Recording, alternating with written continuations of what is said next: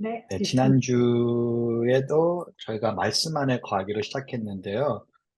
조금 이 말씀 안에 거하기라는 게 어, 어색하게 느껴질 수도 있고 새롭게 느껴질 수 있는데 그냥 너무 어렵게 생각하시지 마시고 말씀을 읽고 그 말씀 가운데 자연스럽게 성령님이 나의 눈에 띄게 하는 언어들이나 단어들이 뭔지 또 내 마음 가운데 생각하게 하는 것들, 궁금하게 하는 것들이 무엇인지 서로의 나눔을 들으면서 또 성경 말씀을 보면서 그 들음 안에 성령님께서 우리를 공동체로서 인도해 주시는 바, 또 보여주고 싶은 바가 있는 것 같아요. 그것들을 발견할 시간이라고 생각하시고, 오늘은 사도행전 16장 6절에서 15절 말씀을 함께 보기 원합니다.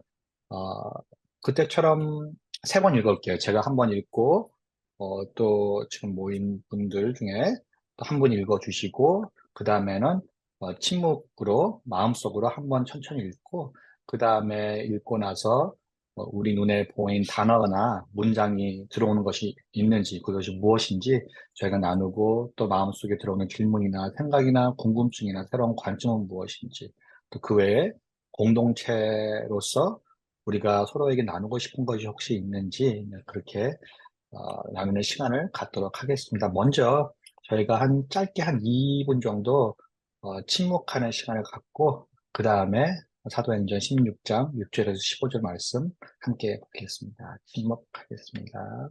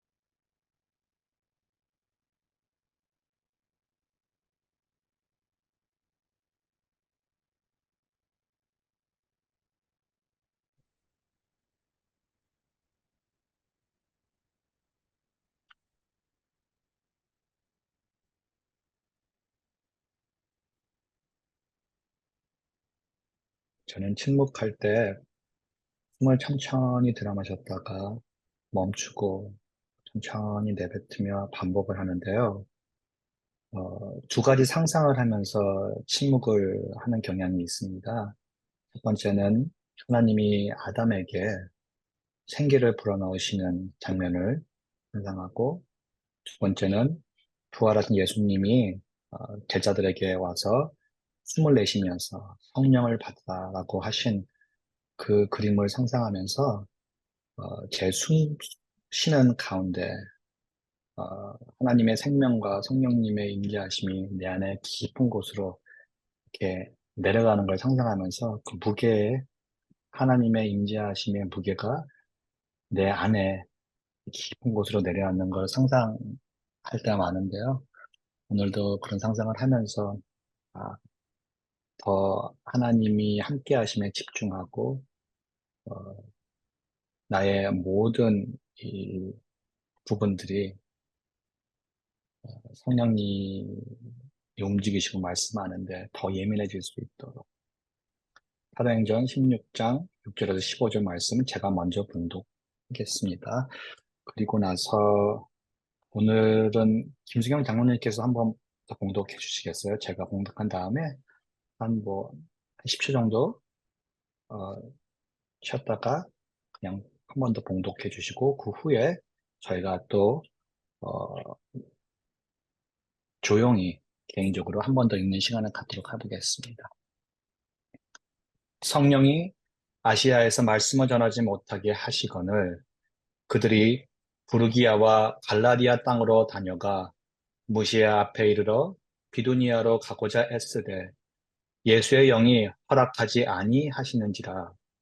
무시아를 지나 드로아로 내려갔는데 밤에 환상이 바울에게 보이니 마게도냐 사람 하나가 서서 그에게 청하여 이르되 마게도냐로 건너와서 우리를 도우라 하거늘 바울이 그 환상을 보았을 때 우리가 곧 마게도냐로 떠나기를 힘쓰니 이는 하나님이 저 사람들에게 복음을 전하라고 우리를 부르신 줄을 인정함이로라.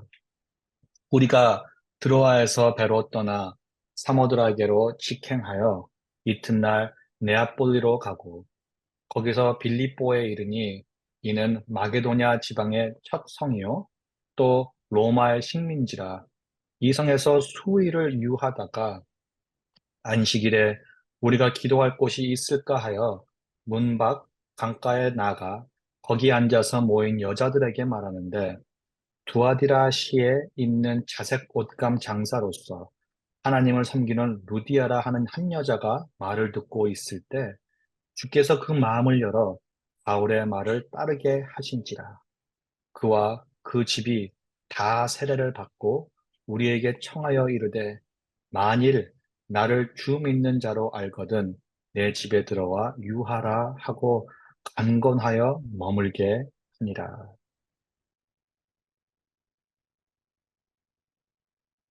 제가 읽을까요? 성령이 아시아에서 말씀을 전하지 못하게 하시거늘 그들이 부르기오와 갈라디아 땅으로 다녀가 무시 앞에 이르고 비두니아로 가고자 애쓰되 예수의 영이 허락하지 아니하시는지라. 무시아를 지나 두라오로 내려갔는데 밤에 환상이 바울에게 보이니 마게도냐 사람 하나가 서서 그에게 청하여 이르되 마게도냐로 건너와서 우리를 도우라 하거늘 바울이 그 환상을 보았을 때 우리가 곧 마게도냐로 떠나기를 힘쓰니 이는 하나님이 저 사람들에게 복음을 전하라고 우리를 부르신 줄로 인정함이로라. 우리가 드로아에서 배를 떠나 사모드라게로 직행하여 이튿날 네아폴리로 가고 거기서 빌립보에 이르니 이는 마게도냐 지방의 첫 성이요 또 로마의 식민지라. 이 성에서 수일을 유하다가 안식일에 우리가 기도할 곳이 있을까 하여 문 밖 강가에 나가 거기에 앉아서 모인 여자들에게 말하는데 두아디라시에 있는 자색 옷강 장사로서 하나님을 섬기는 루디아라고 하는 한 여자가 말을 듣고 있을 때 주께서 그 마음을 열어 바울의 말을 따르게 하신지라. 그와 그 집이 다 세례를 받고 우리에게 청하여 이르되 만일 나를 주 믿는 자로 알거든 내 집에 들어와 유하라 하고 강권하여 머물게 하니라. 아멘. 한 번 더 천천히 읽어보도록 하겠습니다.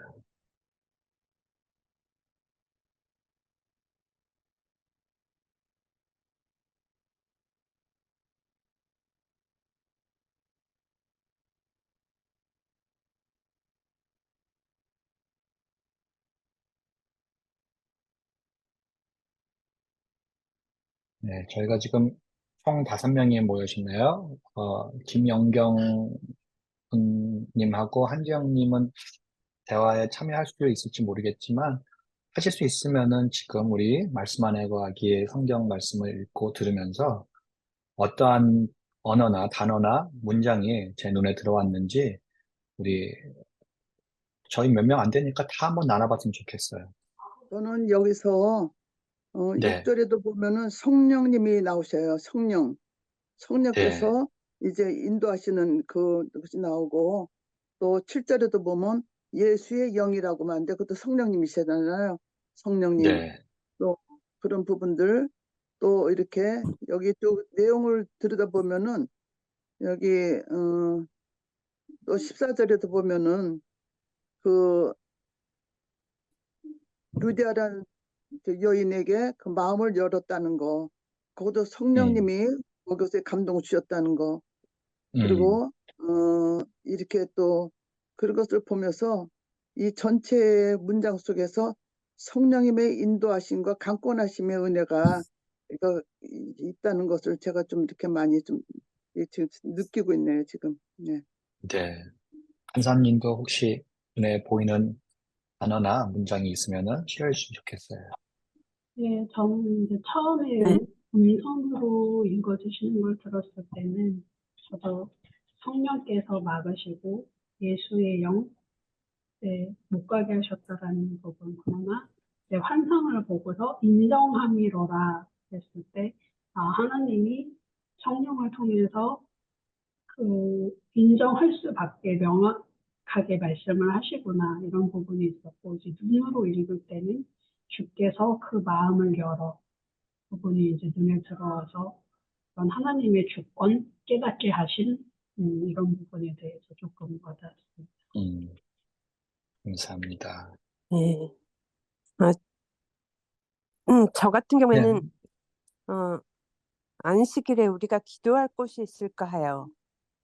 안식일에 예배할 곳을 찾으러 밖에 나가게 하시고 성령님이 인도하셔서 루디아를 붙여주신 걸 보면서 이 루디아라는 여자를 통해서 그곳에 그 가정을 통해서 그곳에 교회가 세워지게 하시는 하나님의 역사하심을 보게 해주신 것 같아요.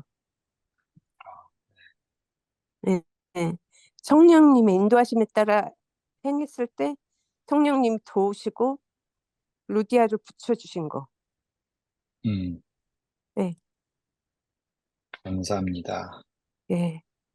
우리가 성교를 우리가 보통 말하기를 하나님의 성교라고 요새 이런 말들을 많이 쓰는데 이 오늘 네. 사도 바울이 이 성교 여행을 통해서 항상 앞서서 하나님께서 그 모든 상황과 길을 앞서서 준비하시- 인도하시고 사울을 통해서 하나님의 그 뜻을 이루어 가시는 것을 여기를 구체적으로 이렇게 말씀하시는 것을 보게 되네요. 예. 너무 장로님께서 잘 지적해 주신 것 같아요. 뭐 우리가 말씀 안에 거하기에 특별한 점은 우리가 뭐 결정을 내거나 여기서 무슨 의미를 찾거나 그런 게 중심을 두지 않는 부분에 있는데요. 그럼에도 불구하고 이 성경 구절이 선교적 여정을 걷는 분들이나 선교적 교회를 만들어가는 분들이 많이 묵상하고 또 머무는 성경 구절 중에 하나인데요. 저도 이 성경 구절을 가장 많이 묵상한 것 같아요.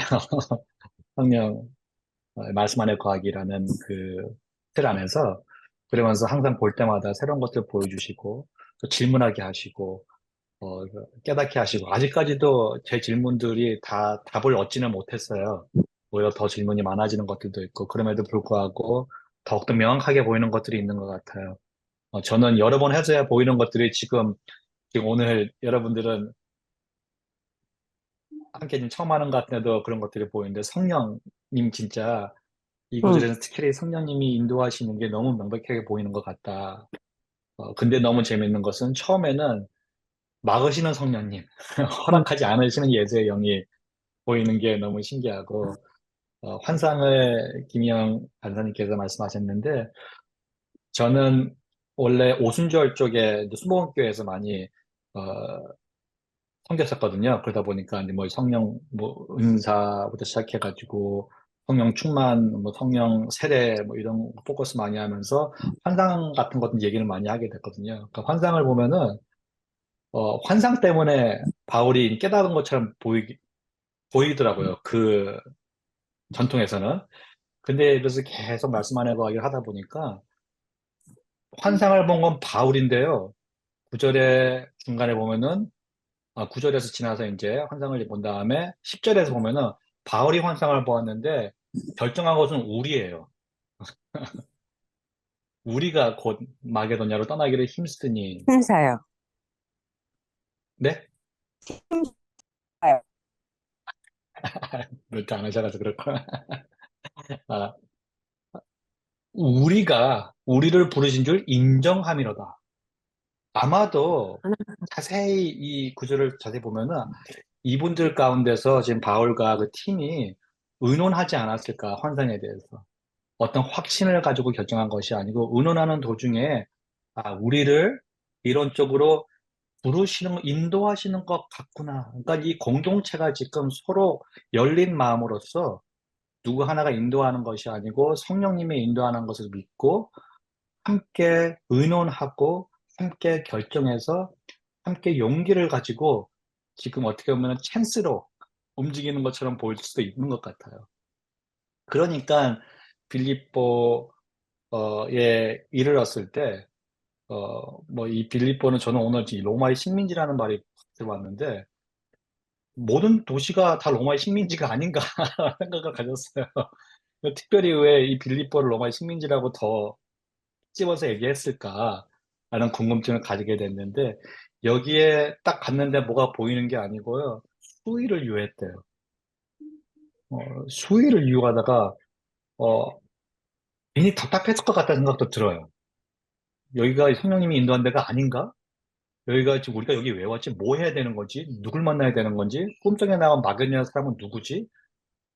남자를 찾지 않았을까라는 생각이 또 들어요. 마게도냐 사람 하나라고 얘기하니까 남자인 여전히 나와 있지 않지만 그 원어를 보면은 남자일 가능성이 더 많거든요. 남자를 찾고 있을 경우도 많았었는데 진짜 이들이 만난 사람은 남자가 아니고 여자였고요. 루디아였고 어, 나중에는 바울한테 가진 굉장히 큰 동역자가 되는 여인이었죠.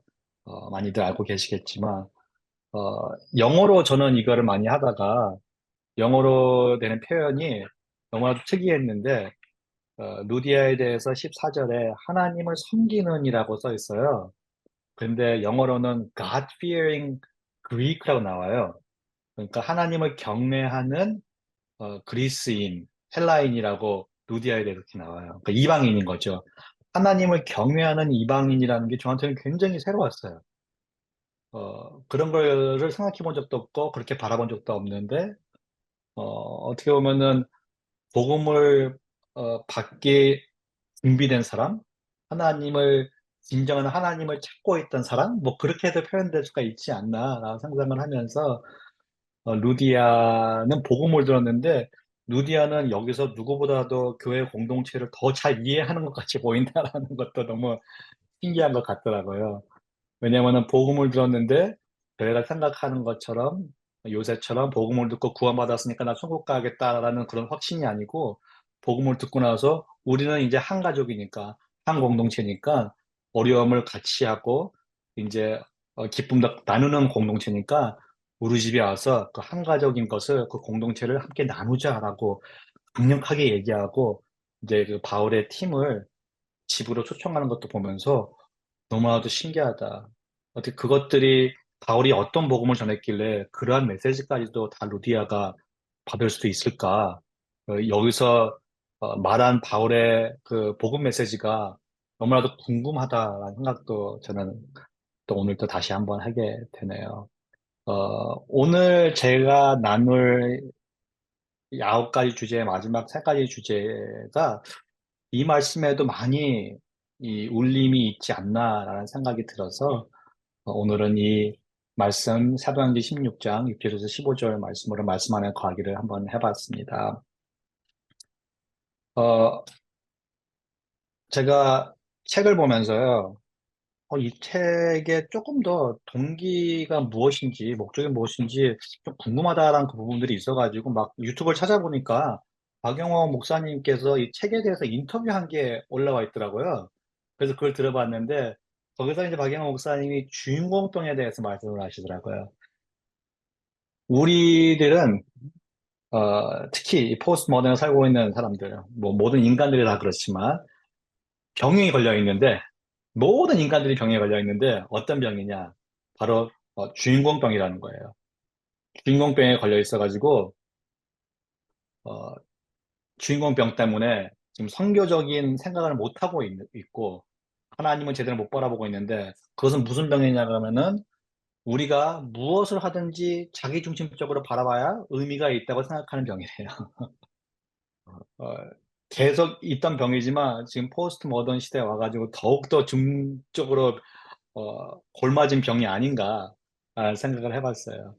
어, 주인공병을 생각해 보니까 죄가 뭔지 저희가 다시 한번 정의를 해봐야 될 것 같은데 죄는요 우리의 생각이나 행동으로 정의되는 것이 아닙니다.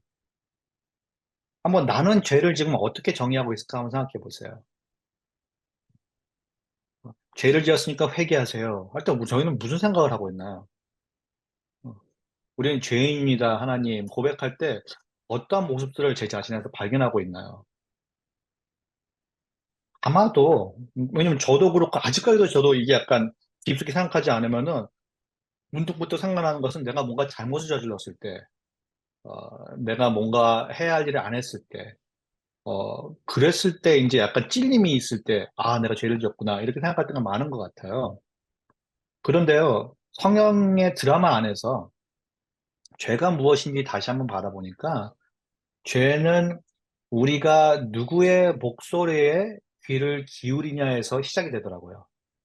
누구의 음성에 내 마음에 신뢰성을 주느냐, 누구의 말씀대로 내가 살 것이냐, 그 방향성에부터 죄가 시작하더라고요.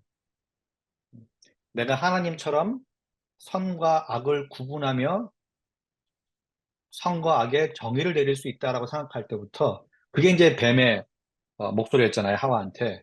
네가 이 과일을 먹으면 선악과를 먹으면은 선과 악을 아는 과일을 먹으면 열매를 먹으면은 너도 하나님처럼 눈이 떠져서 그랬을 때 하와의 마음에 들어온 것은 하나님의 얘기한 것이 진짜 신뢰할 수 있는 것일까라는 의문이었을 것 같아요. 그리고 뱀이 얘기하는 게 뭔가 조금 더 관심이 가는데 그러면서 자기 안에서의 또 목소리가 있었겠죠. 하와도 한번 알아보고 싶은데 그랬을 때 죄가 들어왔습니다. 내가 하나님이 돼서 내가 삶의 중심이 돼서 내가 주인공이 돼서 선악을 구분하고 옳고 그름을 결정하고 좋고 나쁨을 선별하는 것. 그것이 주인공병이라는 것이죠. 그러니까 주인공병에 걸린 사람들은 어, 죄의 삶을 살 수밖에 없어요. 그렇기 때문에. 아무리 도덕적인 삶을 살더라도 하나님과 어, 관련이 없는 삶을 살 수 있는 찬스가 훨씬 크기 때문에 내가 컨트롤 안에 있는 거죠. 그리고 주인공병은 우리가 선교적 삶을 살지 못하게 합니다. 선교적 삶을 산다는 것은 그래서 어떤 삶을 사는 거냐면은 하나님의 중심의 삶을 사는 것이에요. 하나님이 주인공이 되시고 하나님이 저자가 되시고 하나님이 감독이 되시는 그 스토리 가운데 참여하고 조연으로서 참여하는 거예요. 내 중심적인 나의 스토리가 아닌 조연으로서 참여하고 하나님이 이루시는 일의 방향성으로 함께 걸어가는 것. 그럼으로써 그 걸음걸이가 그 방향성의 동행함이 점점 저희를 거룩하게 하고 거룩한 공동체로서 거듭나게 한다는 것이죠. 그러길 그 과정이 하나님의 선교에 참여하는 과정의 저절로 되는 것이죠. 그러면서 하나님께 있는 희망을 발견하고 내 중심성에서 자기 중심성을 탈피하는 과정에서 성경을 공동체적으로 함께 읽고 또 읽는 데서 끝나는 것이 아니고 함께 실천하는 것. 왜냐면 성경은 실천하지 않으면 아무 의미가 없어. 뭐. 예수님께서도 비유로 말씀하시지만 성경을 읽고 실천하지 않는 것은 어, 씨앗을 뿌렸는데 그 씨가 깊숙이 내리지 못해가지고 이렇게 나무 줄기가 올라오는 것 같다가 그냥 죽는 거예요. 생명이 있는 것 같다가 없는 것 되는 거죠. 그래서 나에게서 벗어나서 나 자신에게서 벗어나서 공동체에게 또 공동체를 넘어서 하나님께로 초점을 옮기는 것이 바로 미셔널 교회라고 박영호 목사님이 말씀하신데 저는 크게 공감하는 부분입니다. 어, 선교라는 단어 자체가 보낸다는 의미잖아요. 그러니까 세상에 보냄받은 그리스도인들이 삶 전체가 선교적 삶이 되는 것, 하나님 중심적인 삶이 되는 것, 하나님이 주인공 된 것을 알고 하나님 주인공 되는 그 스토리 가운데 참여하며 사는 것. 왜냐하면은 세상이 하나님 주인공이 됐을 때 진정한 회복의 길로 가기 때문에이죠.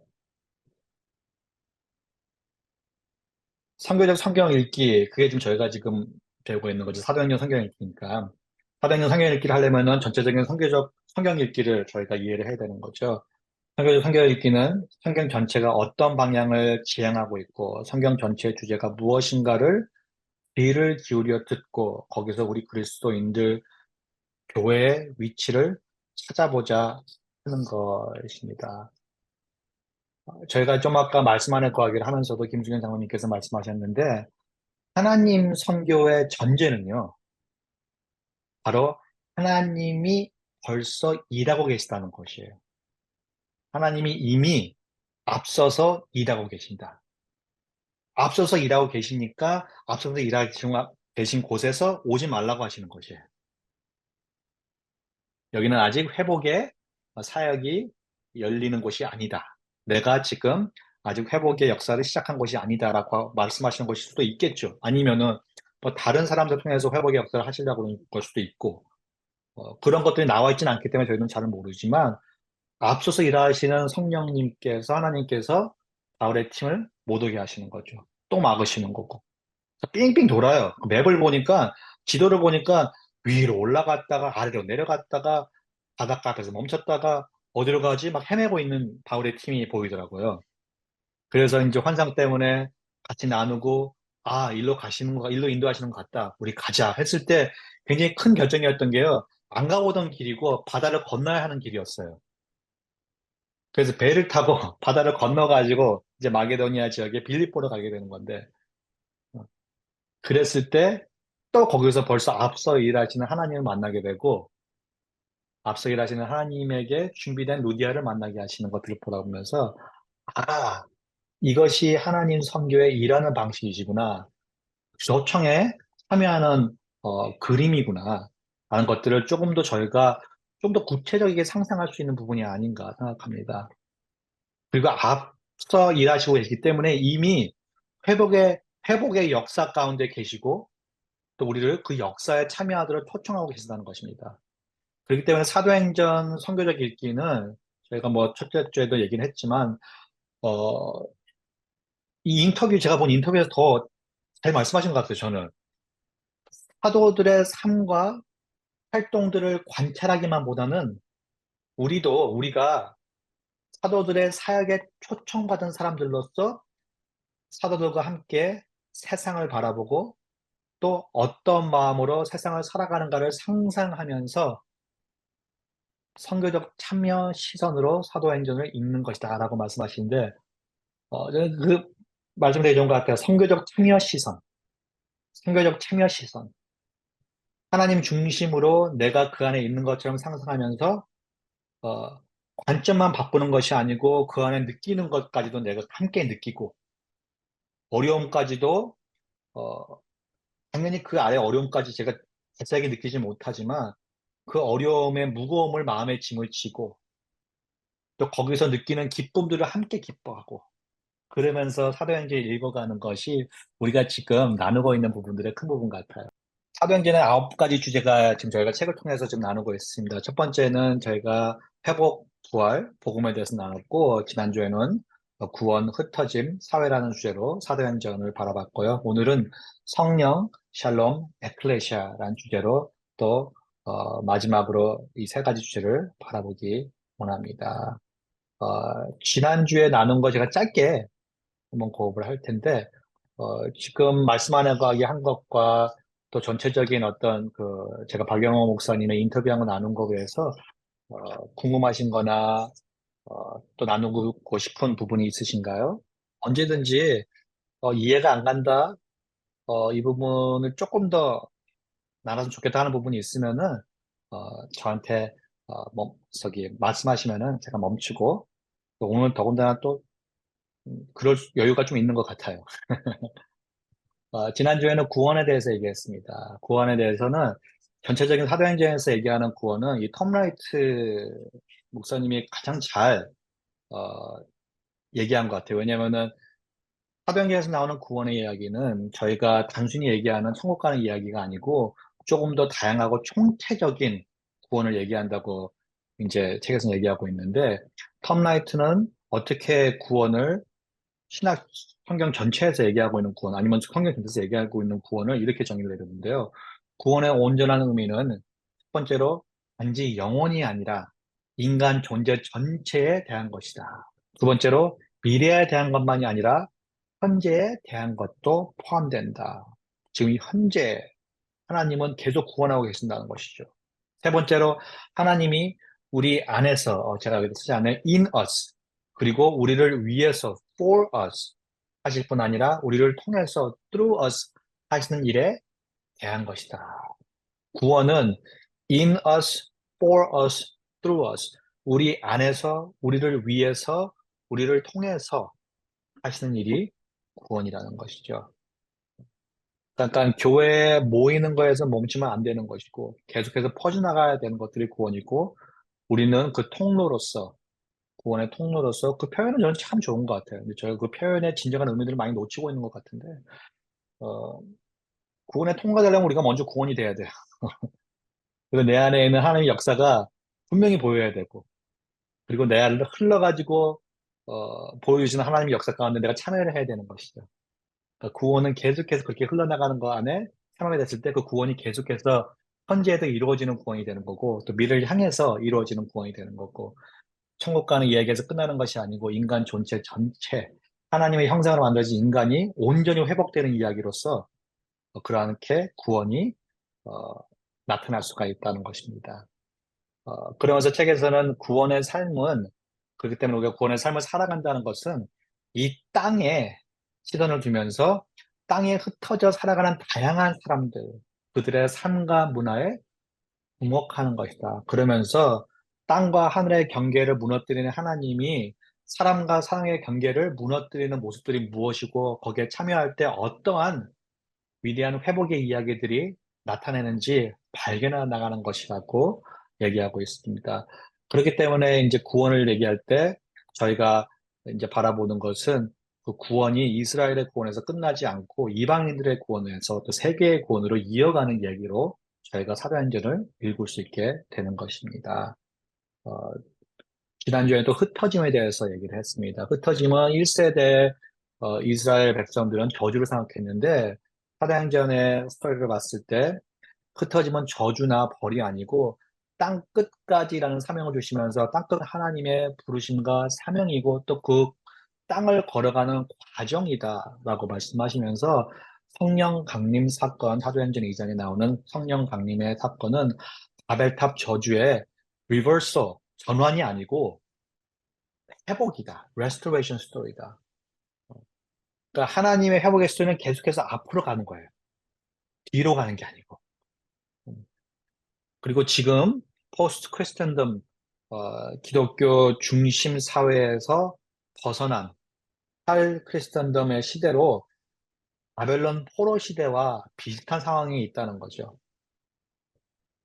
그렇기 때문에 포로 시기에 하나님의 부름에 귀 기울여야 한다. 이때 지금 시대 특히 예언서에서 하는 말씀에 대해서 조금 더 우리가 더 귀를 기울이고 지금 시대에 맞게끔 선교적으로 그 말씀들을 다시 한번 묵상하고 바라보고 반응해야 되는 시기가 아닌가 된 부분에서 저도 크게 공감하는 부분입니다. 또 사회라는 주제로서 저희가 사도행전을 바라보면서 사도행전은 누가의 기행문 여행일지다라고 책에서 얘기하고 그래서 누가의 시선으로 이 롬 1세대의 교회와 로마가 어떤지를 바라보는 게 되게 유익하다.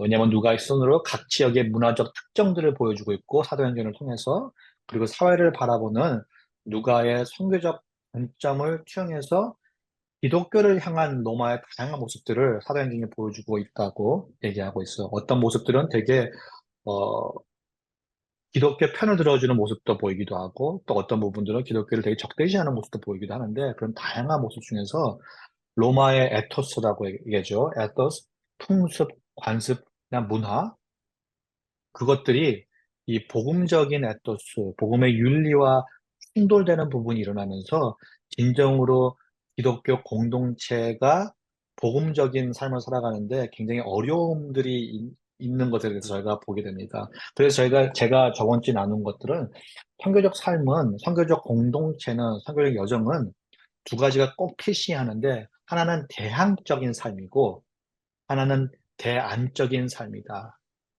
저항하는 삶과 또 여태까지 우리가 경험하지 못한 새로운 답을 찾아가는 여정이 두 가지가 한꺼번에 필요하다는 거죠. 대항적인 것과 대안적. 근데 이 부분이 보니까 오늘 또 저기 주제들을 읽으면서 박영호 목사님이 책을 통해서도 또 나타내고 있는 부분이기도 합니다. 이제 성령, 샬롬, 에클레시아 이 세 가지 주제로 들어갈 텐데 혹시 질문하시고 싶으신 거나 나누고 싶은 부분이 있으신가요? 빨리 성령님에 대해서 얘기를 나누고 싶어 하시는 것 같으시네요. 성령님에 대해서 이번에 솔직히 제가 굉장히 힘들었어요. 이번 이세 여기 주제 챕터를 읽으면서 어떤 부분을 빼놔가지고 내가 나눠야 될까? 왜냐면은 너무 많고, 너무 나누고 싶은 부분도 많고, 또 어떤 부분은 너무 이해가 안 되는 부분도 많고, 특히 에클레시아 챕터를 읽으면서 처음 한 반은 너무 이해가 안 가더라고요. 나중에 알게 된 건데, 에클레시아 챕터의 로마 1시대 그 문화적인 부분들은 이 박영 목사님께서 논문으로 쓰신 주제더라고요. 너무나도 이분에게는 어, 많은 지식이 있는 부분이다 보니까 그거를 또 간추려져서 여기에 또 맞게끔 넣으셨으니까 저도 이거를 다 이해하기에는 짧은 글에 포함되어 있는 글을 다 이해하기에 너무 힘들었던 부분들이 있었고 그러면서 이것들을 나눠야 될지 어떤 부분을 나눠야 될지라는 부분이 제게 되게 힘들었는데 제가 빼먹은 부분들이 많을 거예요. 오늘 나누는 부분에. 하지만 책을 또 읽으신 분들은 기억나는 부분들도 나눠주셨으면 좋겠고 또 이제 이 책, 전체적인 책 흐름에서 또 질문 있으시면은 또 자유롭게 질문해 주시면 좋겠습니다. 제가 바라본 성령에 대해서 이 챕터, 이 탑픽은 승리와 겸손의 두 가지를 얘기하시는 것 같았어요. 첫 번째, 사도행전에 나오는 성령의 역사는 말씀의 승리를 보여주는 것이다. 사도행전은요, 사도들을 영웅화하지 않아요. 사도들이 승리하는 모습에 집중하지 않고 교회가 승리하는 모습에 집중하지 않습니다. 오히려 교회의 보기 좋지 않은 부분들도 보여주죠. 근데 더 신기한 것은요, 심지어 성령의 승리에 대해서도 말하지 않습니다. 무엇에 대해서 얘기하냐? 오직 하나님 말씀의 승리, 복음의 말씀의 모든 어려움을 이겨내는 그 승리. 저는 한국교회에서 저는 이 인사가 제일 힘들었어요. 이렇게 2세기도 하지만 당연히 이제 1세 분들하고도 같이 예배도 보고 막 이러는데 특히 순복음교회에서는 옆에 분들하고 인사할 때 승리하세요라고 인사를 시킬 때가 굉장히 많아요. 승리하세요. 근데 이게 어떤 의미일까? 승리하는 삶. 부활하면은 제일 먼저 사람들이 생각하는 게 승리더라고요. 승리의 삶. 이겨내는 삶. 뭔가 어, 무엇이든 간에 나를 누르는 것들을 이겨내고 그 위에 서는 삶. 그런 생각을 할 때가 많은데 사도행전에 나오는 성령의 역사의 길, 교회의 삶은 그러한 승리의 삶이 아니라는 것이죠. 사도행전에서 나오는 부활의 삶, 흔히 우리가 얘기하는 승리의 삶은 그런 어떤 이겨내는 삶이 아니고 새로운 창조의 삶, 말씀의 역사가 훨씬 더 도드라지게 나타나는 것. 말씀을 전하는 사람들이 오히려 축소되더라도 성령님 자신이 오히려 덜 보이더라도 그 진리인 변하지 않는 영원한 말씀의 능력이 나타나는 것이 오히려 더 크다는 거예요. 사도행전의 메시지 중 하나는 사도들의 핍박과 고난과 환난은 이런 것들마저도 말씀의 승리를 드러내기 위한 여정 가운데 하나라는 것이에요. 그렇기 때문에 사도행전에서는 핍박당하는 것이 신앙 공동체의 정체성 중에 하나라고도 얘기를 합니다. 이렇게 바라보면은 굉장히 새롭죠. 왜냐하면 우리는 핍박받을 때 항상 맨 먼저 물어보는 게 왜? 왜요, 하나님? 왜 우리가? 어떤 목적으로서? 근데 이들은 벌써 목적이 있었어요. 그렇기 때문에 핍박 가운데서도 기뻐할 수 있었어요. 그것은 무엇이냐? 하나님의 말씀이 승리하라는 것을 알았고 하나님의 말씀이 전파되는 것이 목적이었기 때문에 선포되는 것이 바로 목적이었고 그 목적 때문에 오는 핍박이면은 충분히 그 승리를 위해서 기뻐할 수 있는 여정 가운데 들어갈 수 있었으니까. 그렇기 때문에 사도행전은 사람 중심의 승리주의와 성공주의에 대해서 경고하고 있는 것을 저희가 보게 됩니다. 헤롯 왕에 대해서 이제 얘기를 하는데, 헤롯 왕의 죽음은 자기 자신의 영광을 위해서 교만에 빠진 것에서 비롯했어요. 하나님에게 영광을 전혀 주고 싶어 하지 않았죠. 근데 너무 신기한 것은 헤롯 왕 죽음 바로 다음에 계속해서 퍼져나가고 번성하는 하나님의 말씀에 대해서 선포하는 성경 구절이 나오죠. 너무 뜬금없죠, 어떻게 보면. 근데 그것이 바로 성령님이 역사하시는 가장 큰 이유고 하시는 일이라는 것입니다. 그러면서 동시에 이 말씀의 승리와 한 가지를 또 더 말씀하시는 건 뭐냐면은 성령님의 겸손함, 성령님의 성품에 대해서 얘기를 하고 계시는데, 이 구절은 이제 책에 나온 구절은 아닌데요. 한번 보세요. 요한복음 14장 12절 시음할 성경으로 제가 빼놨습니다. 내가 진정으로 너에게 밝히 말한다. 누구든지 나를 믿는 사람은 내가 행하는 일을 그도 행할 것이다. 아니, 그보다 더욱 큰 일도 할 수 있다. 그것은 내가 아버지께로 가기 때문이다.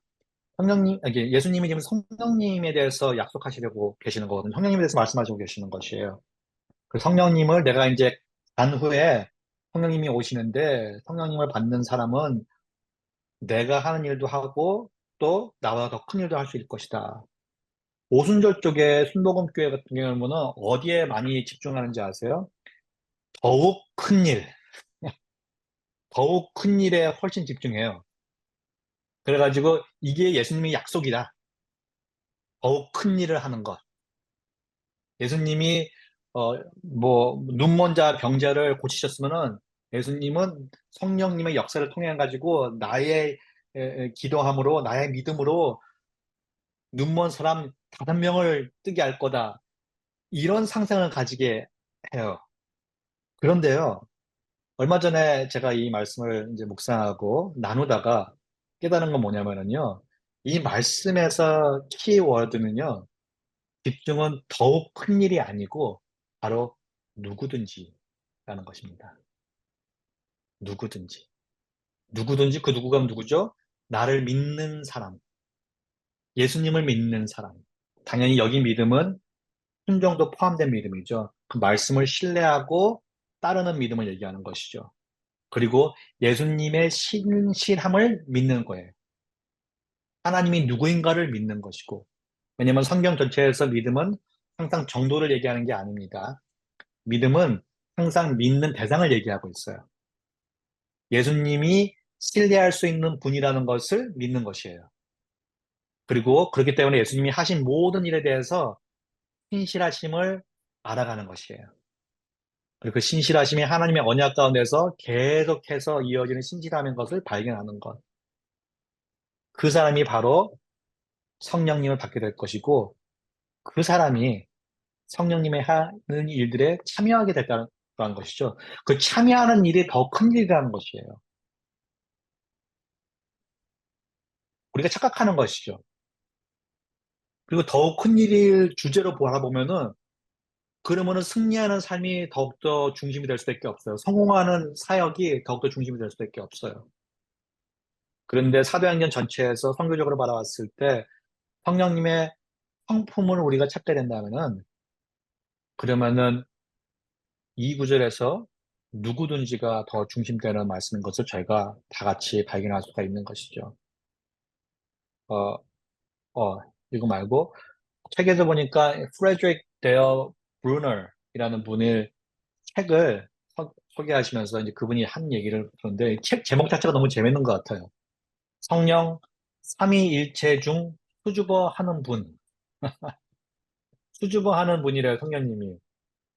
그러면서 이제 성령님에 대해서 얘기하는 게 성령은 무대 앞에 나서기 좋아하는 분은 아닙니다. 사도행전에서 성령은 겸손하게 뒤에 숨어 계시면서 그리스도를 증거하십니다. 그리스도를 증거하는 것, 어떻게? 말씀을 통해서. 이게 성령님이 하시는 일이라는 것이에요. 우리 안에 내재하시면서 우리를 거룩하게 하시고 우리를 성전이라고 한 서러운 정체성 주시면서 무대 앞에 나서지 않는 길로 그리스도를 증거하는 것, 예수님이 왕되심을 나타내는 것. 그렇기 때문에 성령 사역의 기본은 겸손함이고 그리스도를 닮은 성품인 것입니다. 성령 충만을 보통 많이들 얘기할 때 성령 사역을 하시는 분들 특별히 성령 은사에 집중을 많이 하죠. 그리고 성령 능력에 집중을 많이 합니다. 은사가 능력이라고 착각을 하는 거죠. 근데요, 고린도전서 12장 마지막 부분을 보니까요, 12장, 1장하고 12장은 이제 사도 바울이 은사에 대해서 쭉 얘기를 해요. 예언에 대해서도 얘기하고, 예언이 얼마나 아름다운 것인지, 방언에 대해서도 얘기를 하고, 이제 12장 마지막 구절에 뭐라고 나와 있냐면은, 나는 너희들이 이런 은사들을 다 가졌으면 좋겠다. 그렇게 권면하지만 동시에, 하지만 이보다 더욱더 excellent way, 더욱더 나은, 더 좋은, 더 현명한, 더욱더 위대한 길이 있다. 그러면서 이제 13장으로 넘어가요. 고린도전서 13장은 사랑의 장이죠. 사랑을 얘기합니다. 은사 집중보다 더욱더 하나님과 함께 동행하는 일인 거죠. 성령님의 사역하는 일, 동참하는 일, 사랑인데 그 사랑을 1, 2, 3절에서 보면은 우리가 다 아는 구절인데 많이 집중하지 않는 구절이에요. 저는 4절부터 사랑이 뭔지 하는 구절보다도 오히려 1, 2, 3절에 더욱더 요새는 집중하게 되는데 왜냐면 너무나도 우리가 이 성공 승리주의에 빠져가지고 착각하고 있는 일들을 여기서 얘기하고 있는 것이에요. 천사의 말을 할지라도 사랑이 없으면. 근데 천사의 말을 하는데 너무 집중돼 있어. 산을 옮길 수 있는 믿음이 있을지라도 사랑이 없으면 산을 옮길 수 있는 믿음에 너무나도 우리 기도 사역들이 집중돼 있어요.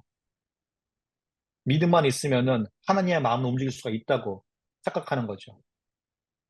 누가 하나님인가요? 그러면은 누가 중심이 되는 것인가요?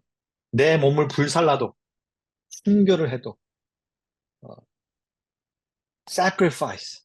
얼마 전에도 이 아버지 날이어가지고 교인들 중에 한 분이 너무나도 상심해 하시는 거예요. 왜 그러냐 그랬더니 어, 자기는 자기 아들을 키우기 위해서 너무 많은 걸 희생했다는 것이 사랑이 희생이라 생각하고 희생이 제일 중요하다고 생각하시는 거죠. 근데 아들이 그 희생을 너무 몰라준다고 아버지 날 같은 경우에는 특히 그 희생을 더욱더 알아주고 자기한테 표현해야 되는데 자기 아들은 그렇게 안 한다고 너무 섭섭해 하시는 거예요. 뭐 그런 마음에 우리가 당연히 희생하는 것은 아니겠지만 어쩔 때는 저희 기독교 가운데 특히 한국 기독교 가운데 희생이라는 게 너무나도 큰 가치관으로 있는 것이 아닐까. 근데 아무리 큰 희생이라도 예수님이 말씀하시는 친구를 위해 내 목숨을 주는 희생일지라도 그 희생이 사랑이 없이도 가능하대요.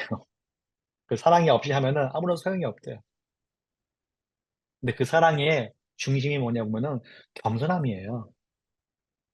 사랑은 겸손함이 없이는 할 수가 없는 것 같아요. 그렇기 때문에 보면은 사도행전에서도 돈으로 성령의 은혜를 사고 싶어하는 사람들이 등장합니다. 그만큼 성령의 능력은 권력으로 남용되기 쉽다는 것을 저에게 어, 워닝하고 있는 것이죠. 어, 그리고 자신을 중심에 두려 하는 교만은 성경이 말하고 있는 성령님의 성품과는 반대라는 것을 저희가 이제 계속해서 깨닫게 되는 것입니다. 제임스 헌터라는 목사님이 어, 이런 말씀을 하셨어요. 기독교는 어떻게 세상을 변화시키느냐라는 책에서 말씀하신 건데 현대 미국 교회의 사회 참여 프로그램을 평가하면서 세상을 바꾸겠다는 의도가 강할 때 교회가 교만해진다. 좋은 의도잖아요. 아름다운 의도죠. 근데 그 의도가 강해질 때, 선한 것이, 의로운 것이 강해질 때, 여기에 주인공은 누구죠? 내가, 우리 교회가 바꾸겠다는 게 의도잖아요.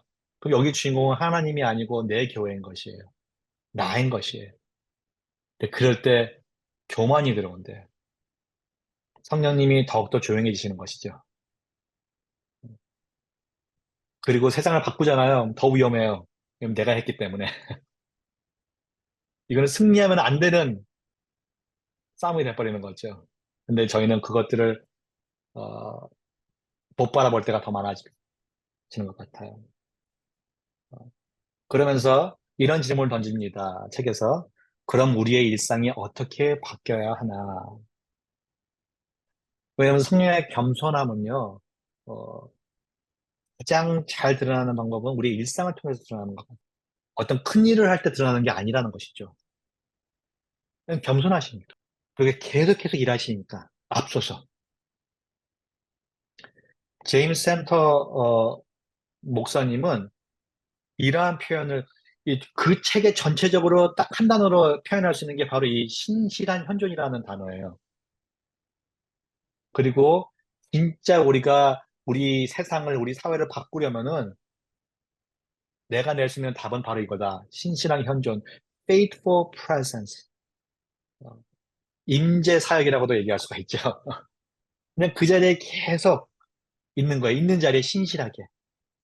어, 아내로서 더욱더 성숙한 아내의 모습이 무엇인지, 사랑하는 아내의 모습은 무엇인지, 어, 신실한 엄마의 모습은 어떤 건지, 어떤 관계 안에 있어야 되고, 내가 어떻게 사랑을 표현해야 되고, 어떻게 도와주고, 어떻게 훈육하고, 어떻게 그 옆에 서 있는지에 대해서 계속 고민하고 그 답을 찾아가는 거예요. 혼자서가 아니고 함께, 그 개인으로서도. 그럴 때 저희가 이 신실한 현주를 배워가는 거죠. 그럴 때 성령님이 일하시는 것을 발견하게 된다는 것이에요. 왜냐하면 성령님은 앞서 일하시기 때문에. 제 3차 로잔 대회, 20년 전에 있었던 로잔 대회죠. 케이프타운에서. 거기서 마지막 날에 이제 주어진 주제 가운데서 이러한 말이 있었다고 해요. 하나님의 백성인 그리스도인들이 겸손, 정직, 온순함, humility, integrity, simplicity의 자리로 돌아와야 한다. 20년 전에 있었던 제 3차 로잔 대회에서의 주제는 리더십에 관한 거였죠.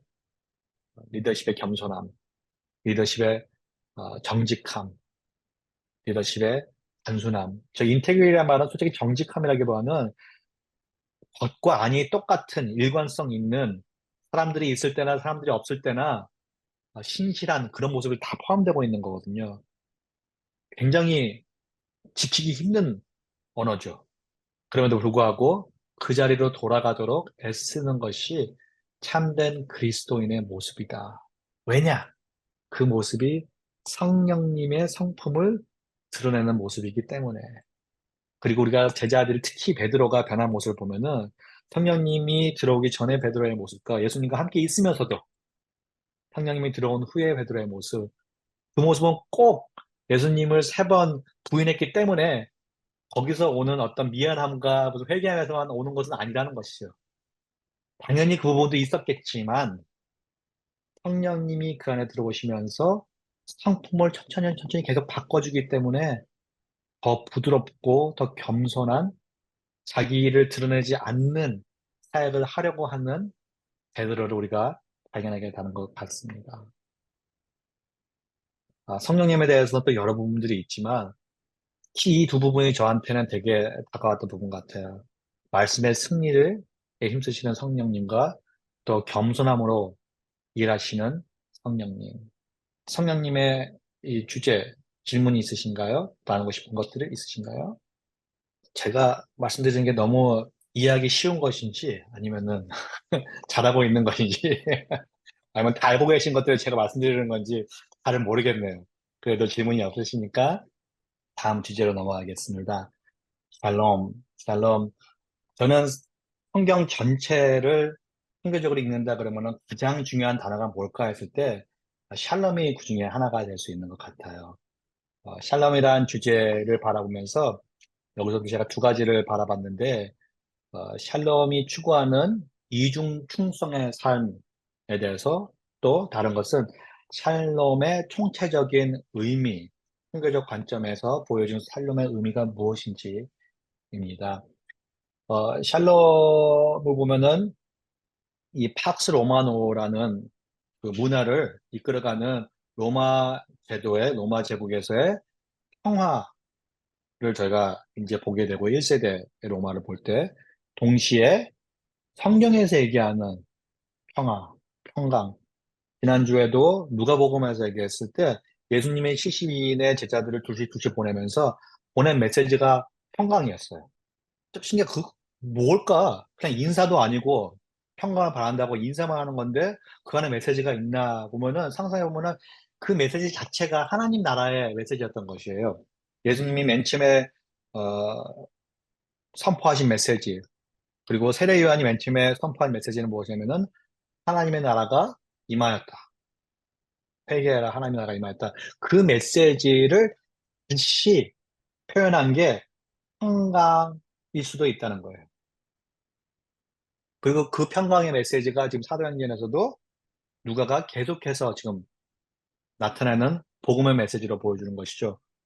그리고 복음이 들어오는 그 지역에 복음의 메시지를 가지고 하나님 나라를 선포하는 그리스도인의 공동체 가운데 보여지고 있는 평강, 그 샬롬의 모습이 무엇인지 이 로마의 평화와 그리스도인의 평강, 그리스도의 평강이 대조되는 것을 보여주게 되는데 저번 주에도 얘기했지만 지금 우리가 사는 시대가 그리고 이때 사도행전의 시대가 바벨론의 시대와 같은 제국 아래에서 눌려지고 있는 자기 정체성을 잃어버린 시대이기 때문에 그 메시지를 더 받아들여야 되고 그 메시지대로 살아야 된다는 건데 예레미야 29장을 보니까 지난주에도 나눴지만 예레미야가 하나님이 예레미야를 통해 가지고 이스라엘 백성에게 얘기하는 것은 나라를 잃고 성전을 잃은 또 쫓겨나서 바벨론 가운데 이방인을 살게 된 유대인들에게 얘기하는 것은 무엇이냐면은 그 자리에 자리를 잡고 아이를 낳고 집을 짓고 도시를 축복하고 또 자녀들의 또 자녀를 낳게 하고 상상하지 못한 부르심을 주는 거죠. 음, 이 표현이 되게 재밌더라고요. 적극적 참여의 DNA. 내 나라가 아닌데 내 나라인 것처럼 나를 핍박하는 사람들인데 나를 축복하는 사람에게 대하는 것처럼 선교적인 마음으로서 원래의 부르심을 다시 한번 찾아서 그 축복의 통로의 DNA를 가지고 적극적으로 참여하는 거죠. 아까 말씀드린 faithful presence와 같은 의미인 거예요. 근데 동시에 어떤 것을 가지고 있어야 되냐? 예수님에 대한 신실한 믿음, 충성, 쉐마를 얘기하는 거죠. 신명기 6장 4절에서 9절. 들어라. 내 하나님은 유일하신 하나님이시고 오직 하나밖에 없는 하나님이시고 그 하나님을 온 마음과 몸과 마음으로 영으로 사랑하라라는 가장 위대하고 가장 중요한 계명이죠. 1계명이고 유일하신 하나님만을 사랑하는 것, 그 무엇과도 타협하지 않는 것. 이 두 가지가 이 텐션 가운데 함께 있을 때 사도행전에서 나타나는 어, 로마의 질서가 참 평화를 가져오지 못함을 알게 되고 동시에 사도행전 안에 그리스도와 그분께 속한 공동체가 어떻게 평화를 이루고 있는지 저희가 바라볼 수 있게 된다는 것이죠. 그 동시에 이 텐션, 어, 텐션을 한국말로 뭐라고 표현할지 잘 모르겠네요. 저는 텐션이라는 말을 되게 좋아해요. 그러니까 텐션은 뭐냐면 스프링을 생각하시잖아요. 그냥 중립이 아니에요. 가운데 있는 게 아니고 텐션은 계속해서 뭔가 당기고 있고 밀고 있어요. 스프링을 갖다가 어느 정도 중간에 딱 밀면은 이게 가만히 힘을 빼는 순간 이렇게 확 늘어나잖아요. 그리고 더 누르면은 더 많은 힘을 압박해야 되는 거고 이 중간 지점에 있는 거예요. 그냥 가만히 중간에 어떤 선 중간에 서가지고 가만히 서 있는 게 아니고 이 중립이라는 것은 이중적인 삶은 이런 텐션 누르고 밀고 하는 그 가운데 버티고 있는 것도 같이 포함된 거예요. 그 텐션 가운데 있을 때 우리가 어떤 공동체가 되냐면은 아까 말씀드린 대항적 공동체가 될 수 있다는 것이에요. 저항하는 공동체. 어떠한 저항을 하냐? 교회는 함께 모여 하나님을 예배하고 서로 섬김과 나눔의 삶을 실천하는 공동체인데 성만찬 모임이 핵심이었던 성만찬이 핵심이었던 공동체였어요. 근데 이 실천은 섬김받기 원하는 인간의 교만과 자기 중심성, 다시 말하면 끊임없이 움켜쥐려고 하는 탐욕에 대한 저항이라는 것이에요. 내 거야. 내가 가질 거야. 나를 위한 거야. 저항하는 모습으로서 함께 모여서 예배하고 서로 섬김과 나눔과 성만찬으로서 예수님의 찢긴 몸과 새 언약을 기억하는 공동체. 함께 모이는 이유죠. 그 자체가 그 사회에 대한 저항이 된다는 것이죠. 그리고 그렇게 모이는 교회 공동체의 모습을 사도행전이 그리고 있다. 그러면서 책의 저자는 샬롬의 더욱더 포괄적인 의미가 무엇인지 나누는데요. 제가 첫째 주에 때 얘기한 것처럼 샬롬은 그 언어 자체에 조화로운 관계의 그림을 가지고 있어요.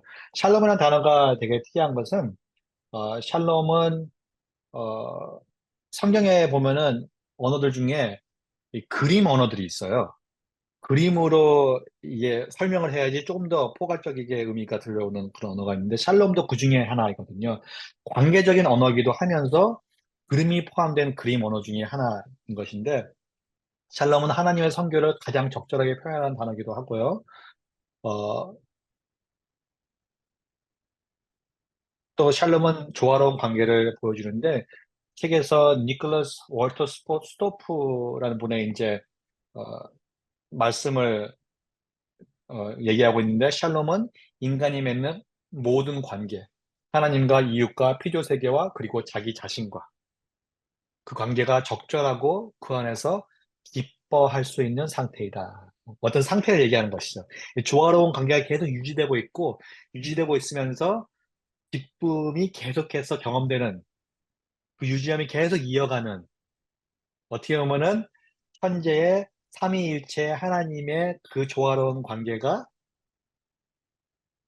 울리는 어떤 에코잉 되는 그런 삶 가운데 그런 관계 안에 들어가는 것. 그것을 표현하는 게 샬롬의 의미라는 것이죠. 동시에 또 이분이 얘기하는 게 샬롬은 flourishing이라는 단어로 번역될 수가 있다. flourishing은 한국말로 번역했을 때 보면은 번성이라고 표현이 되고 있고 번영이라고 표현이 될 수 있는데 어떤 그림을 상상하면 좋으면은 꽃이 활짝 핀 상태. 어떤 꽃을 상상하시는지 모르겠어요. 저는 지금 갑자기 해바라기가 상상이 됐어요. 근데 그 외에도 꽃들이 활짝 폈을 때 봉우리만 있을 때하고 다르잖아요. 그쵸? 그 아름다움, 그 안에까지 활짝 펼쳐진 그것도 어떤 그림이냐. 오히려 이 그림이 조금 더 성령님을 생각했을 때 전체적인 사도 바울의 서신에서도 봤을 때 맞을 수 있는데요. 열매 맺은 상태, 나무가 풍성한 과실을 맺은 상태가 바로 이 플로리싱이라는 거예요. 샬롬이라는 그림이죠. 그러니까 당연하게 성령의 열매를 얘기할 수밖에 없는 게 그 모습 자체가 그 모습도 그 열매를 맺어가는 게 샬롬을 이루어가는 모습이기 때문인 것이에요. 그리고 풍성한 생명을 표현하기도 하죠. 에스겔의 어, 성전에서 흘러나오는 이제 강을 비유하는데 그 강을 통해 가지고 주위 것들이 다 살아나고 주위 나무가 열매를 맺고 모든 것들이 치유가 되고 하는 회복의 그 그림 보여주는데 그것도 바로 샬롬의 모습이라는 것이에요. 또 이 니콜라스 월터 스토프는 내 이웃을 내 자신과 같이 사랑하라라는 말을 다르게 표현할 수 있는데 내 이웃의 삶이 모든 면에서 번성하기를 추구하라라고 바꿀 수도 있다고 주장한다고 합니다. 저한테는 좀 충격이었어요. 그러니까 그 사람의 번성함, 그 사람의 샬롬을 위해서 내 이웃의 샬롬을 위해서 나의 모든 노력을 하라는 거죠. 그 정도로 내가 그 사람을 사랑할 수 있을까? 라고 상상했을 때는 제가 여태까지 그린 사랑의 모습보다 더욱더 어, 커다란 모습인 것 같아요. 마지막으로 샬롬이라는 단어는 총체적인 또 희년의 모습을 그리고 있는 것을 제가 보고 있습니다. 누가복음 2장에서 예수님의 사역을 선포하시면서 이제 이사야 말씀을 얘기하잖아요. 그 이사야 말씀은 희년을 표현하고 있습니다. 다시 말하면 예수님의 사역의 시작의 선포는 희년의 시기가 왔다는 선포였다는 것이에요. 하나님 나라가 샬롬이라는 모습으로 이 시대에 왔다는 선포를 예수님이 그 말씀 통해서 한 것이에요. 다시 그 말은 무슨 말이냐면 사도행전은 희년의 현실을 사랑하는 공동체에 관한 이야기라는 것입니다. 희년의 모습을 찾아가는 것. 희년이 구약 성경에서는 얘기하지만 실질적으로 지켜진 것은 성경에 나온 게 한 번도 없어요. 왜냐하면 49년, 50년 동안 그 희년을 지키기 위해서 왕위에서 선한 왕으로 있던 왕이 한 번도 없었기 때문에 계속해서 이스라엘은 악순환의 삶을 살고 있었기 때문에 하나님의 성결을 잃은 자기의 정체성을 잃은 삶을 계속 살고 있었기 때문에 그다음 멸망까지 간 거죠. 근데 그 희년이 예수님을 통해서 드러나기 시작하면서 교회 공동체를 통해 가지고 희년의 모습이 성령님의 역사함으로 조금씩 나오기 시작한 것이죠. 그러면서 샬롬의 모형이 무엇인가, 샬롬의 형태가 무엇인가 그들이 점점 경험하게 되는 것이죠. 책에 이렇게 쓰여 있는 부분이 있어가지고 제가 그냥 그대로 가져왔는데요. 함께 볼게요. 구약에서 희년을 포함한 율법은 하나님의 백성들 가운데 먼저 실천되어야 했고, 하나님의 뜻을 살아내는 공동체가 세상에 빛이 되어 하나님의 영광을 드러내야 했습니다. 그것이 아브라함과 그 자손들을 이스라엘로 부르신 이유이며 오늘 우리를 교회로 세우신 뜻입니다. 교회로 부름받아 그리스도의 샬롬을 이루는 것, 이것이 곧 하나님의 선교인 것입니다. 저희가 매일 모이고 저희가 연약한 자들을 도와주고 가난한 자들을 도와주고 과부를 케어해주고 저희가 나가서 하나님의 나라를 선포하고 복음을 전하고 이런 것들이 다 왜냐하면은 우리의 부르심 가운데 그리스도의 샬롬을 이루는 방법이 바로 희년을 포함한 희년을 실천하는 일들이 포함되어 있기 때문이라고 얘기하는 것입니다. 그것이 바로 우리가 세상에 빛이 되는 것이라고 하나님의 영광 받는 일이라고 저자는 얘기하고 있는 것입니다. 샬롬이란 챕터는 개인적으로 저는 굉장히 좋았어요. 너무 풍성해가지고 진짜 많이 빼느라고 힘들었습니다. 샬롬에 대해서는 오늘 여기까지 하겠습니다. 샬롬에 대해서 나누고 싶으신 거 있거나 아니면 또 질문 있으신가요? 샬롬에 대한 이것을 제가 지금 들으면서 이해한 부분은 우리가 이제 네네. 하나님 나라를 말할 때 이미와 아직이라는 말을 쓰잖아요. 그러니까 샬롬이란 네. 말도 동일하게 이렇게 적용되는 것이라는 걸 제가 지금 이렇게 깨닫고 음, 있는데, 예. 그래서 지금 하나님 나라는 오셨지만은 아직 이루어지지 않은 것처럼 진정한 샬롬은 아직도 우리 안에서는 아직 이루어지지 않은 사건이지만은 우리는 그것을 위해서 계속적으로 추구해서 전진하면서 나가는 상황이라는 거를 제가 그렇게 음. 이해한다고 말씀드리고 싶으네요. 예. 너무 감사합니다. 장로님. 진짜 그런 것 같아요. 하나님의 나라가 왔다는 것은 하나님 나라의 그 구체적인 모습도 같이 내려왔다는 거잖아요. 하나님 나라의 삶의 모습, 예수님 왕 대신 정치 가운데 있는 그 백성들이 누리는 모습, 그게 샬롬이라고 본다고는 너무나도 맞는 말씀이시죠. 그 샬롬이 하나님 나라가 함께 내려왔고, 그 샬롬을 우리는 지금 맛보고 있는 것이고, 전파하는 것이고, 그렇기 때문에 이미, 하지만 아직이라는 현실 가운데 우리가 살고 있는 것이 진짜 맞는 것 같습니다. 샬롬이라는 그림이, 마찬가지로 회복이라는 그림과 같이 가는 게, 창세기 1장과 2장에서 얘기하는 하나님의 보시기 좋았더라. 그리고 인간들을 하나님의 형상으로 만들었다고 얘기하면서 그 인간들에게 주는 부르심, 어, 하나님께서 그들을 복을 주시며 하고 이제 얘기하는 부분이거든요. 어, 번성하고, 생육하고, 다스리고 하는 것들이, 근데 그것들이 미래에도 함께 포함되는 모습이 샬롬인 것 같아요.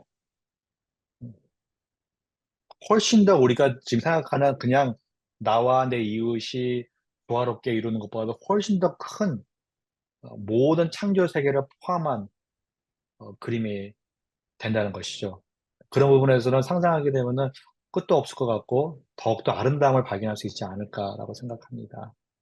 아직에 대한 상상력이죠. 에클레시아 했습니다. 에클레시아 공동체, 함께 모이는 교회죠. 어, 음, 에클레시아를 바라보면서 여기서 또 두 가지 제가 바라보는 이 에클레시아, 사도행전에 나오는 에클레시아는 대한 공동체다라는 거고, 또 사도행전의 에클레시아의 모습은 이분의 이 표현이 되게 좋은 것 같아요. 뒷북 행전이다. 사도행전에 보면 뒷북 행전이다라는 표현을 하시는데, 먼저 대한 공동체. 대한 공동체는 이 말이 나온 것은 어, 다시 돌아가서 로마의 모습과 이 그리스도인들의 공동체의 모습이 대적하는 부분이 나오는데 어느 부분이 여기서 이제 여기 좀 하이라이트가 되냐면은 로마의 코이노니아로서의 폴리스 도시에 사는 이 모여 있는 사람들의 숭고하지만 실현하지 못하는 이상들 좋고 좋은 의미를 가지고 있고 그것을 하려고 질서를 가지고 있지만 실질적으로는 실현이 안 되고 어두운 부분들이 아직까지도 많이 있는 그러한 로마의 도시 생활. 그것과 그리스도인들의 에클레시아, 그리스도를 왕으로 모시고 하나님이 주인공 된 그 성교의 삶을 사는 사람들의 공동체의 모습 가운데서 실현되고 있는 공동체의 모습. 그것을 대조하면서 이스라엘의 소망이 바로 세상에 대한 공동체가 새로운 소망이 되는 공동체가 새로운 현실을 가지고 오는 공동체가 되는 것이다. 그러면서 초대교회는 그리스와 로마가 각각 품었던 이상을 끌어안고 또 그것을 넘어서면서 제3의 길, 너희들이 가진 것도 좋은 거고 배울 수가 있는 것들이지만 그것을 넘어서 가지고 예수님이 왕된 삶 가운데의 공동체 삶은 훨씬 더 아름다운 공동체, 그것을 만들어가는 게 바로 교회 공동체다라고 선포하는 게 사도행전에서 얘기하는 공동체의 모습이라는 것이죠. 그리고 그것이 바로 대한 공동체라는 것입니다. 그러면서 이제 참여적인 거버넌스라는 얘기를 해요. 참여적인 거버넌스. 거버넌스는 정치적 운영 구조를 얘기하는 거죠.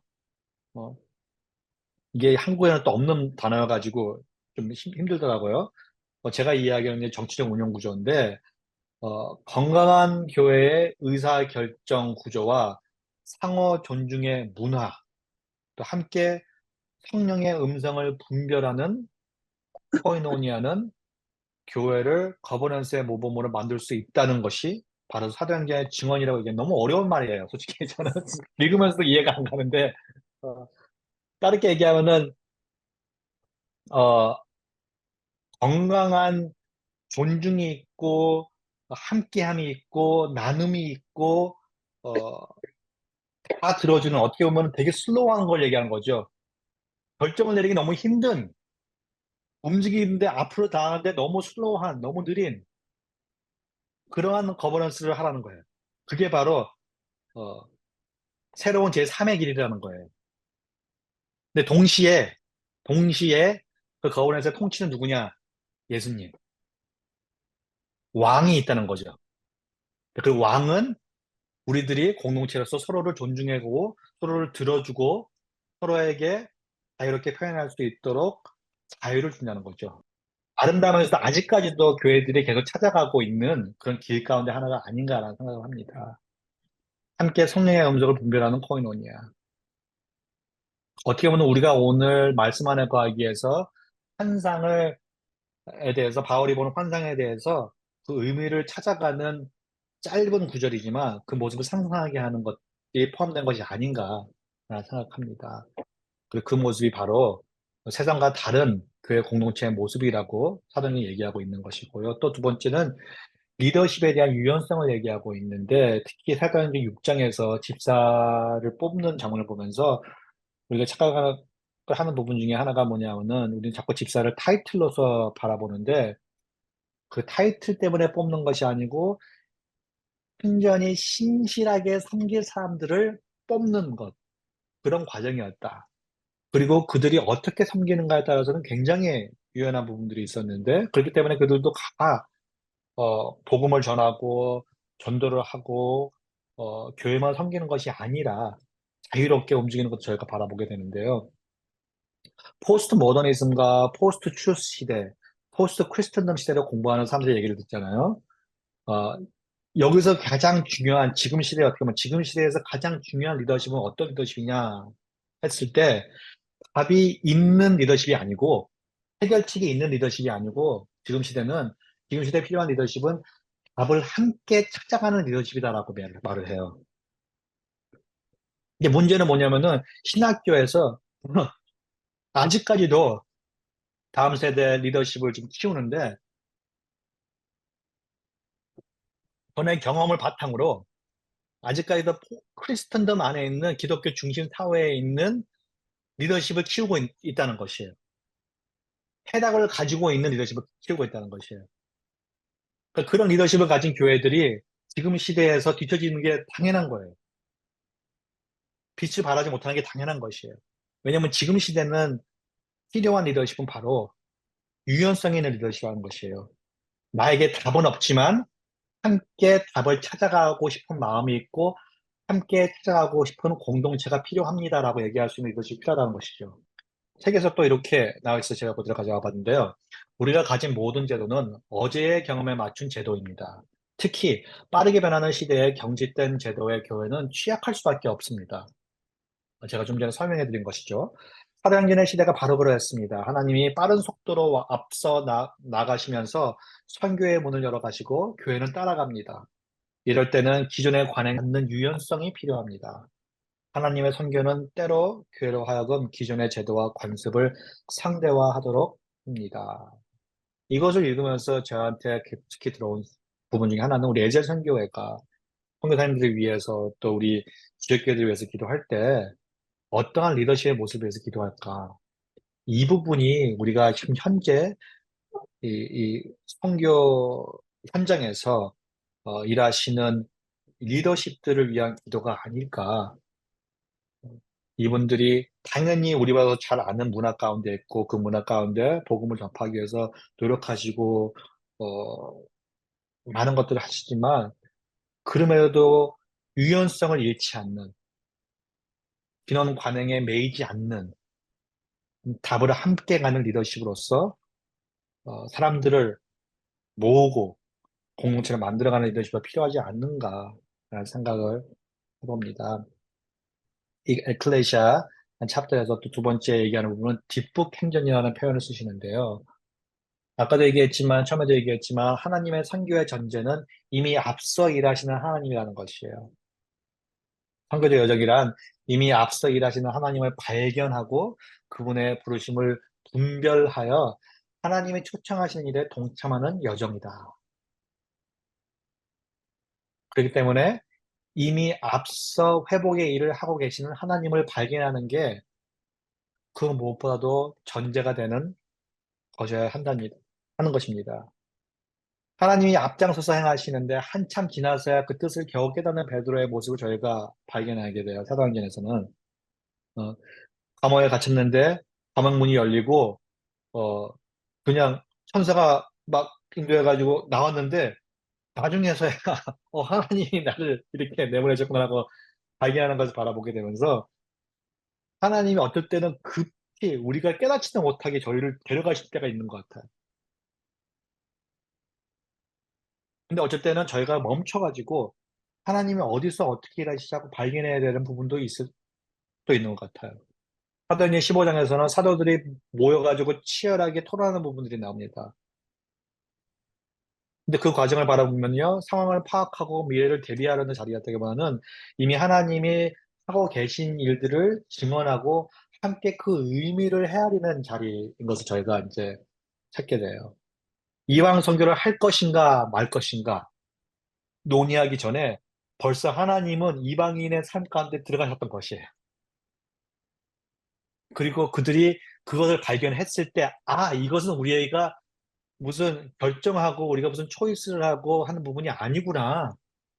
하나님에게 동참을 할 것인지 말 것인지의 결정이구나라는 것을 깨닫게 됩니다. 그래서 딥북 행전이죠. 제가 하는 기도 중에 이제 발견하고 또 동참하는 기도 중에 정말 아름다운 표현이 뭐냐면요. 영어로 얘기하면은 God help me not to move in front of you. Help me follow you right behind you. 하나님을 앞서가지 않게 해주시고 하나님 뒤에 딱 달라붙어서 따라가게 해주세요라는 기도문을 하는데 저는 이 뒷북 행전이라는 표현이 사도행전에서 사도들이 하나님이 앞서 일하시는 부분들을 찾아가고 또 동참하는 부분이 바로 이 기도문의 이 한 주소를 보여주고 있는 게 아닌가. 앞서가지 않지만 바짝 달라붙어서 너무 옆에 있는 것처럼 바짝 달라붙어가지고 하나님이 움직이는 대로 따라가려고 노력하는 공동체의 모습을 발휘하는 것이 아닌가 그렇게 생각합니다. 하나님의 선교는 하나님이 주체가 되시는 선교이고 새로운 시대에 우리의 예상을 뛰어넘는 방식으로 일하시는 하나님의 사역을 증언하고 또 그 뜻을 분별하는 데서 시작한다라는 것입니다. 증언하고 분별하는 것. 이 분별이 공동체로서 해야 되는 것 같아요. 분별은 나 혼자서 하는 일이 아닙니다. 분별은 공동체가.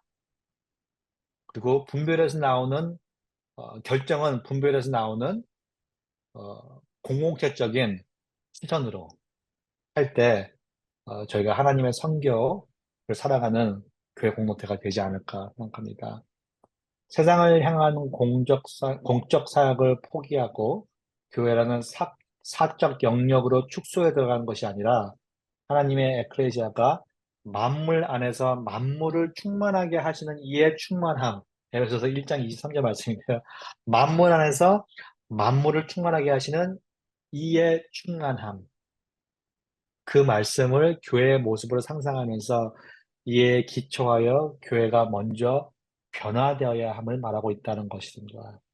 그러니까 이게 그냥 교회가 모여야 되는 예배 공동체이기 때문에 저희가 예배 공동체라는 표현에 대해서 너무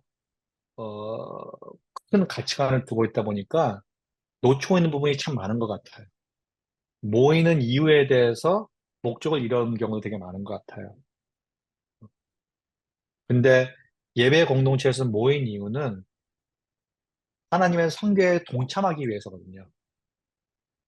예배 자체로 하나님 너무 위대하신 분이야. 하나님이 내 마음을 만져주셨어. 기쁘다. 하고 집에 가는 게 끝나는 게 아니라 당연히 그렇게 단순하지는 않겠지만 근데 예배 공동체라고 계속 표현하는 목사님들이나 교회의 모습이 거기서 끝나는 경우가 너무나도 많더라고요. 에클레시아의 모습은 그 모습이 아니고 하나님의 사역을 증언하고 분별하고 어떻게 이미 앞서 일하시는 하나님을 발견하고 동참할 때 공동체로서 저는 이제 이 카운슬링을 뭐 좋아한다고 얘기 뭐 하는데 카운슬링에 대해서 배운 적이 있어요. 근데 이 카운슬링은 세 가지로 나눠진대요. 사이콜로지 카운슬링이 있고 사이키아트리스트 카운슬링이 있고 그리고 패스토럴 카운슬링이 있는데 사이콜로지 카운슬링은 이제 어떻게 보면은 가정학 카운슬링이죠. 가정학 카운슬링은 사람들의 관계, 어렸을 때의 부모님과의 관계, 친구와의 관계의 역사를 통해 가지고 그 사람들을 이제 도와주는 게 되거든요. 사이키아트리스트는 제가 심리학이 아니고 내가 한국말을 뭔지 잠깐 기억이 못하는데요. 뇌의 상태를 공부하죠. 그래가지고 뇌과학을 통해 가지고 뇌 상태를 공부함으로써 보통 약으로 치료를 하게 되죠. 우울증 걸렸을 때 우울증에 필요한 약을 제시하는 게 이제 보통 사이키아트리스트 거기에 필요한 무슨 뇌의 상태를 바라보면서 이 사람이 이런 문제가 있구나 이러한 도움이 필요하구나 하고 도움을 주는 거고 그럼 패스토럴 카운슬링이 뭐냐 했을 때 목회자의 카운슬링이 뭐냐 많은 목회자들이 착각을 하고 있어요. 내가 뭐 약은 당연히 못 주지만 이 가정학 상담사와 비슷한 일을 하는 게 목회자라고 생각할 때가 되게 많은데 아니라는 거예요. 목회자 카운슬링은 뭐냐면요. 그리스도의 기독교 안에서의 카운슬링은 뭐냐면요. 하나님이 이 사람의 삶에서 어떤 일을 하시는지 먼저 발견하는 것이에요. 그리고 이 사람이 지금 어려움을 겪고 있는 위로가 필요한 이 사람이 하나님이 이미 앞서 하고 계시는 일에 어떻게 순종으로 참여하는지를 찾아갈 수 있게 도와주는 거야. 그럼 마지막으로 이 사람의 이 어려움을 들어주고 함께 고민하는 상담가로서, 목회자로서, 기독교 리더로서 내가 하나님이 이미 앞서 일하시는 일을 함께 발견하고 이 사람이 거기에 참여하고 순종으로서 반응할 수 있게 내가 함께 어떻게 반응할 수 있느냐를 찾아가는 것이에요. 저는 그 부분을 배우면서 선교적 교회 공동체의 모습은 벌써 하나님께서 여러 가지 모습을 우리에게 보여줬구나 라는 것을 발견하게 됐습니다. 왜냐하면 제가 그 카운슬링에 대해서 배운 게 20년 전이거든요. 그런데 지금 이제 요 근래 6, 7년 와서 선교적 교회에 대해서, 선교적 연락에 대해서 배우면서 이제 그 만나는 지점들을 제가 깨닫고 있는 거예요, 지금.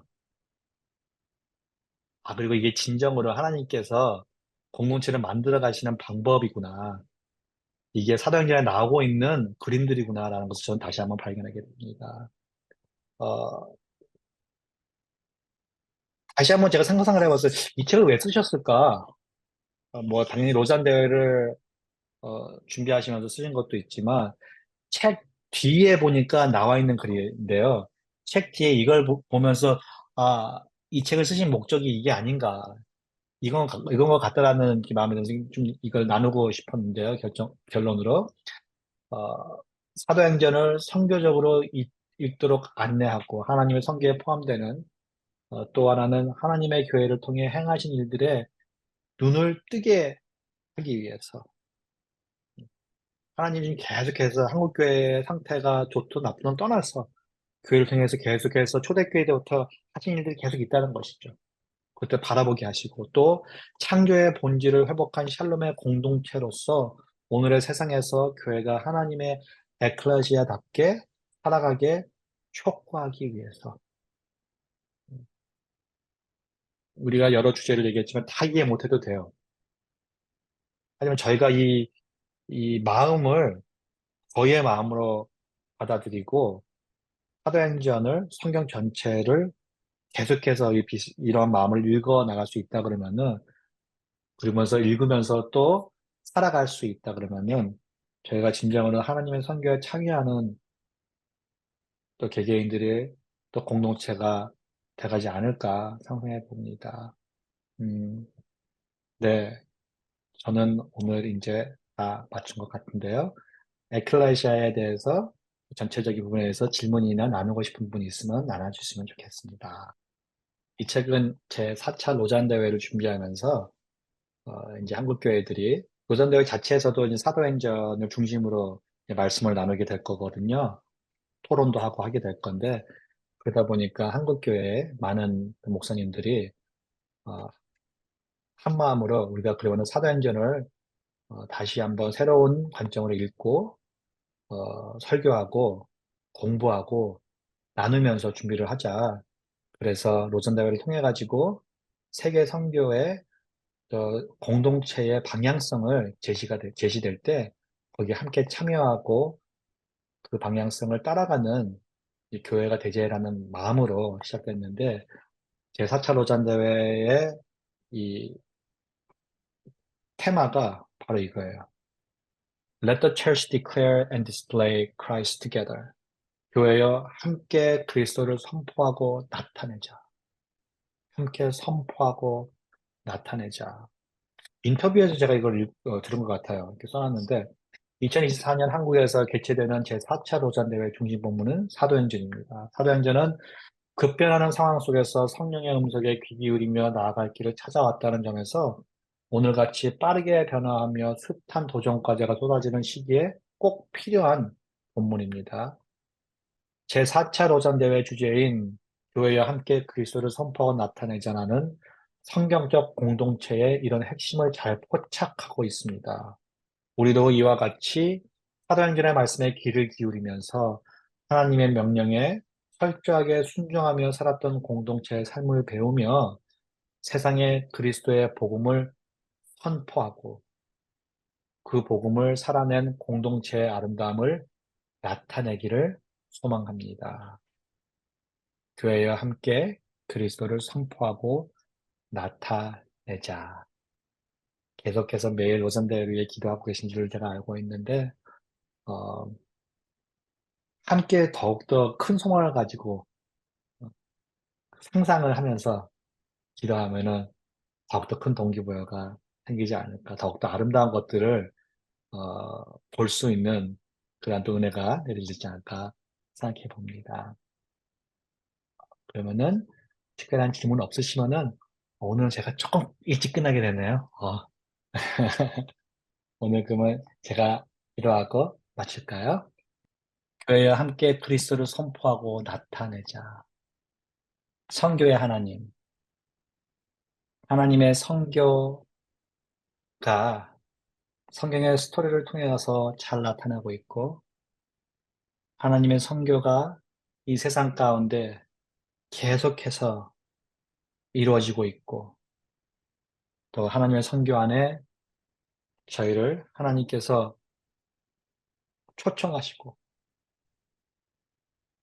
참여하도록 저희를 부르심을 저희가 깨닫고 저희의 매일 일상 가운데 조그마한 일일지라도 신실한 마음으로 사랑과 겸손을 마음에 품고 주님의 빛으로서 살아가도록 인도하여 주시옵소서. 그래서 저희가 공동체로서 하나님이 앞서 하시고 계신 일들에 참여하는 분별력을 갖게 해 주시옵시고 하나님 말씀이 선포되고 승리하는 그런 사역 가운데 포함되고 참여하는 기쁨을 경험할 수 있도록 인도하여 주세요. 이제 얼마 안 남았습니다. 노전대회가 얼마 안 남았고 계속해서 준비되는 가운데 어려운 부분들도 있음을 저희가 듣고 있습니다. 하나님, 준비되는 과정에서도 사도행전에서 우리가 나눈 것들처럼 아름다운 공동체의 모습이 발견되도록 인도해 주세요. 어려움들을 성령님의 인도함으로써 잘 이겨내고 건강하게 씨름하고 그래서 노잔대회 가운데 풍성함에 더해지도록 주님 역사해 주시옵소서. 함께 모이신 여러분들 또 이 영상을 통해서 또 들을 분들을 축복합니다. 주님의 샬롬으로 그들 삶 가운데 그들 공동체 가운데 가정 가운데 풍성함, 번성함을 열매 맺음을 허락하여 주세요. 감사하며 예수님의 이름으로 기도드렸습니다. 아멘. 아멘. 감사합니다. 너무 감사드려요. 오늘 함께 해주셔서. 목사님 수고하셨습니다. 감사합니다. 네. 감사합니다. 네. 안녕히 계세요.